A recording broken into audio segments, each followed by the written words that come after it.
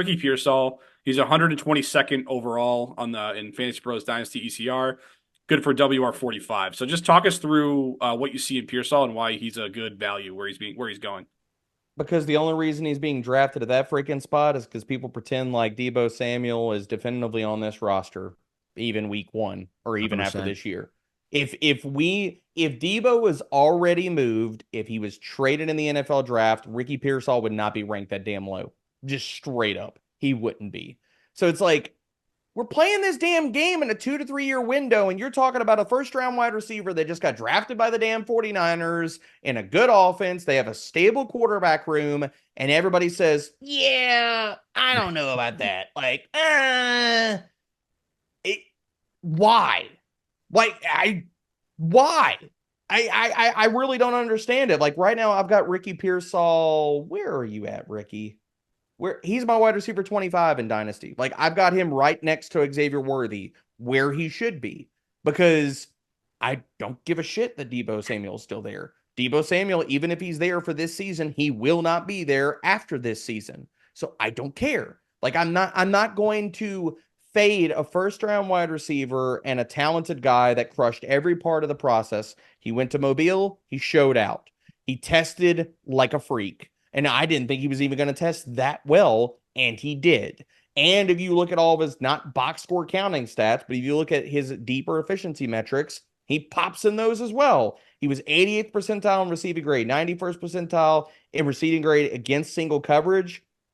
Last year at Florida, not even talking about his film, dude has unreal hands. He's awesome at the catch point.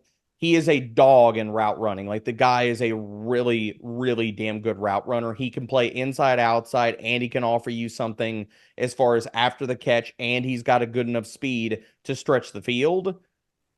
Again, this is another like situation where it's like the same dumb shit people are doing with Jermaine Burton is the same dumb shit they're doing with Ricky Pearsall. I don't get it. Well, well, talking about his college career for a second. I mean, I know the box score stats definitely aren't everything, but No, this isn't a 2 or 3 year college player we're talking about. This guy was in college for 5 seasons. In 4 of those years, he played 12 or more games. Is there a reason okay. that those metrics didn't transfer over at some point in a long college career to counting stats? What was the last Florida quarterback that you can go through that was actually really good at throwing the damn football in college? Well, he was Even if we also want to at talk about Anthony Richardson, well, he was at who Arizona was State as well, correct? okay? Was Jaden Daniels good at Arizona State? I wouldn't say he was elite by any means. Not No. not so great. No, not so much. No, No, but you made the point earlier that eventually talent rises to the top, right? I mean, isn't that and it you would did think for last a year. guy he's a little bit on the older edge too. I mean, like when he suits up for week one, it's actually his birthday on week one. He'll turn 24 years old, so he's hitting the NFL at an older mark. So he didn't have that really good season until he was 23 years old playing against 19, 20, 21-year-old college defensive backs. Do you think that holds any weight in this evaluation? I think so. If we were to have this conversation about 3 or 4 years ago, and you would tell me that a guy was a late declare and a little bit older of a prospect, would I have cared more? Yes. Now with transfers and NIL money and things like that, do I care as much? Not as much. I'm more willing to look at the film. I'm more willing to look at efficiency metrics when they come out and try to give context because the other part about this is and let's just take this from a top-down approach with a kid. If you heard from said speculative agent or whatever agency, and they said, okay, if you come out in this year's class, and this is something I fought back against with Christian Watson when he came out from FCS. If somebody told you, if you come out in this year's class, you're going to be a third or fourth round pick, maybe would you be that inclined if you're playing at a major SEC school? Would you be that inclined to come out? No. Why would you do that? Versus if you go back to school and you stay and now you're a senior, now you have the opportunity to go to the Senior Bowl, get in front of coaches, show them what you can do. You have a good season, you can improve your draft stock. Also, NIL money. Would you come out and say, okay, I'd rather be a day three pick in the NFL draft, or would you say, oh, I'm going to go back and I'm going to earn some more money, maybe improve my draft stock, And if I come out as a senior, now I can go to the Senior Bowl in Mobile and get in front of all these other coaches in this all-star setting and help myself that way as well. I think the answer is pretty easy. Like, I'd have stayed my ass in school too. Yeah, I think it's a fair point, and it's definitely good to a different environment for college athletes to succeed financially, whereas before they were just getting the shaft left and right. So I do understand it from that lens why he would go Some back. of these kids are making more in college than they're going to make on their NFL rookie deals. Like, Absolutely. It's crazy. shit, I'd stay in college too. I'd stay in college as long as I can. If you're paying me, I mean, seriously though, like if you're paying a kid 500 grand a year to, like in NIL money, and he's making more than he's making on his rookie deal for the first 4 years, he can make what, half of his rookie deal, maybe 3/4 of his rookie deal in 2 more years of college. Shit, I'd stay in college too. Forget the NFL. I'll get to the NFL when I get to the NFL. Yeah, and I hear where you're coming from that for sure. Obviously, it would have been nicer if he had produced a little more in his 5 years in college, but obviously there's some reasons for that. I guess the second piece of this to me is age now more than ever in Dynasty is a bigger factor. Ethan, you know this from a lot of leagues we play in.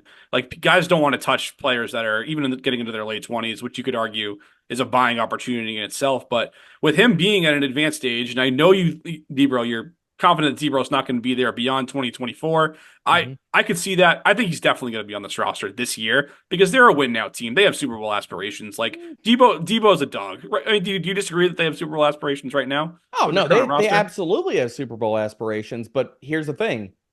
Can you pay Brandon Ayuk the contract that he wants if Debo is still on that freaking team this year? I think you can. There's a million ways you can spread out cap space in this league, right? Theoretically, but that doesn't mean it's going to happen. It may or may not happen, but I think if there was ever a time for a team to push for a Super Bowl, it's right now, and they could spread that hit out for a year on Ayuk, especially if they're going to move on from Debo after the season. But even if Debo is gone, I mean, Kittle's going to be there. CMC just re-upped. In this scenario, Ayuk's re-signed. So, yes, I know it's easy to kind of just plug him right into that Debo role. But if he doesn't take off like that into that Debo role right away, now you got a guy who's already 25 and if it doesn't hit right away, now he's 26 and he hasn't panned out yet. So 25. You're yeah, I talking know about him that. like he's damn 30. Like, Yeah, what? but What? well, I'm saying in this scenario, if he doesn't pan out right away in his first year as a full-time player in 2025, he's 25 years old, and that doesn't work out. Now he's 26, and then he's 20. Like, And he's still super young. Like, that's still 26. yeah, that's if He's not that's if he pans 28. out, He's though. not 30. Like, but still, it's not old. It's not old from the grand scheme of things as an athlete for sure, but like Ethan, you know this too. Like, is age not a big factor in Dynasty that it should at least be considered for a guy who has a bunch of bodies in front of him right now? I think age, especially when we first started playing Dynasty and Bunch some of of the old bodies in front of him. so some of the leagues that we play in, they're definitely ageist. Like you get to that 28, 29, they just want nothing to do with you. But I do think as we get the years go by in Dynasty, right? I think people are less concerned with age because I think people are looking at it at such shorter windows. I mean, when you first started Dynasty, oh, I'm gonna have this guy for 10 years. It's like your window is like 2 to 3 years. Like, Yes. it's like say that too. yeah, but back in the day, it's like when you first start Dynasty, oh, I have this team forever. That's not the case. So when you're looking at a 2 to 3 year window, Ricky Pearsall is still going to be on his rookie deal. Debo's definitely going to be gone, and he is going to be able to ascend as the clear-cut wide receiver 2 on that team, and he's going to be able to eat in a Shanahan-led offense, and I want all that. I was doing everything I could to move up in all my rookie drafts in the second round to get Pearsall when he was falling to the mid-second. Oh, dude, he was falling like what, 206, 207. Like I got him at the 208 in one of my drafts, and I'm like, yeah, what are we doing here, man? I was moving up everywhere I could to get him because he is a 4-year deal with a 5th-year option. I mean, you're telling me in 5 years he's not going to. I think he's too talented. That offense and that offensive scheme, that coaching staff is too smart. The 49ers are too good of an organization, I feel like, to let him fail. I'm in on Pearsall.